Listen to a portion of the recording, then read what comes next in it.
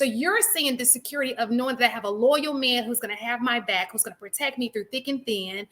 That type of man. When you say security, that's what you're speaking of. Not necessarily financial security, but the security of having somebody to have your back and you can trust them. But that ties into financial security, because if a man is financially secure, he can actually have your back in different ways. It ties all into it. When we talk about security, yes, it may be, physically thinking about just financial security, but for a woman, all of those things tie into the big picture of security.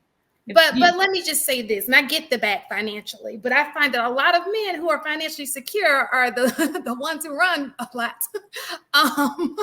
So, when you get a little older, it's like, oh, you hit the wall, goodbye, So that's why, I know the physical thing, physical men who are physically attractive, they do the same thing. But I also find that men who are financially stable, I'm talking about the one percenters, they're kind of in the same boat a little bit. Do you not agree with that?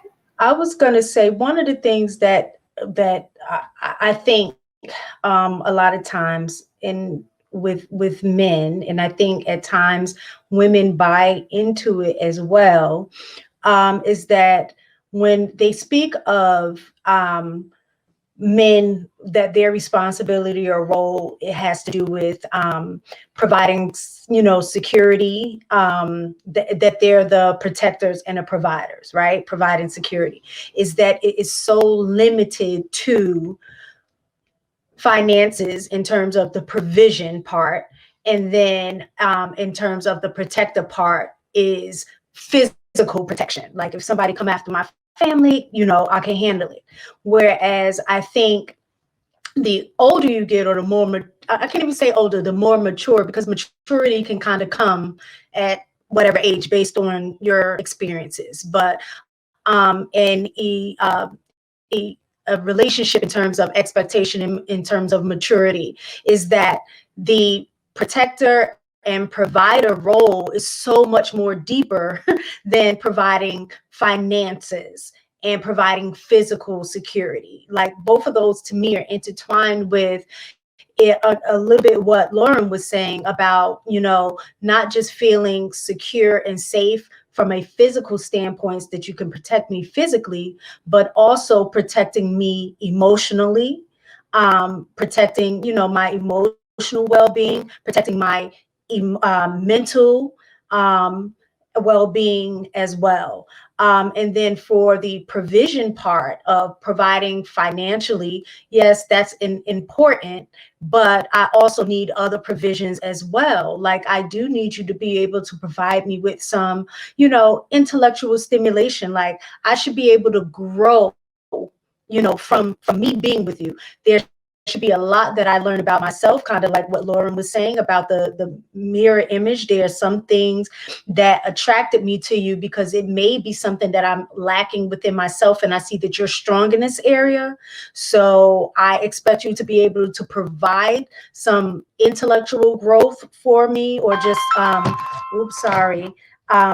intellectual growth, emotional development growth. You're going to challenge me in certain ways to teach me, that's going to help me learn better. Like I've definitely learned and grown in patience by being with my husband.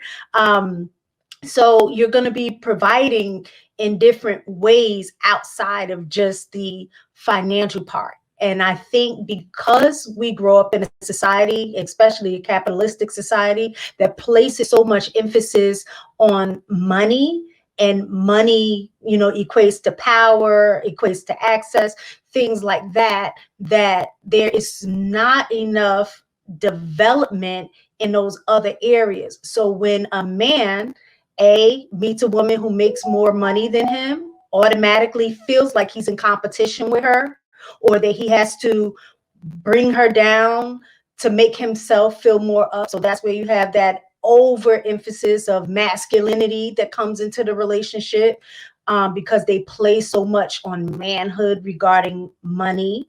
Or then you come into a situation where they may have it all, have the finances and everything, but then something happens. And once they lose that financial status, they've lost who they are as a man as well, because all of their emphasis on manhood has been placed in the value of money.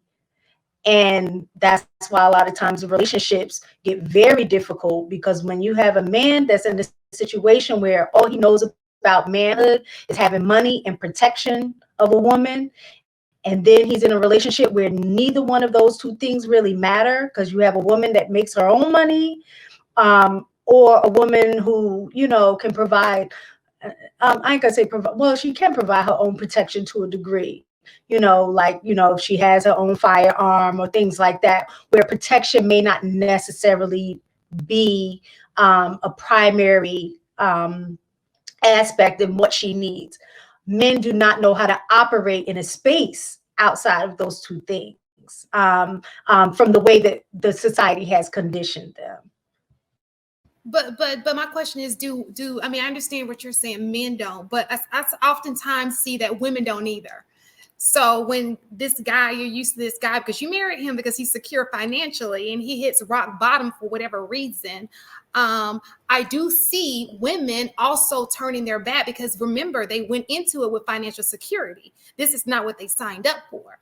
So I don't think it's just the man. I also think that there's probably a woman, and I'm not saying all women, because we're not all, we don't all do this. But there are some women who, when they are in that position because they chose that route, they went in it for financial security. When that financial security is no longer there, then they aren't either.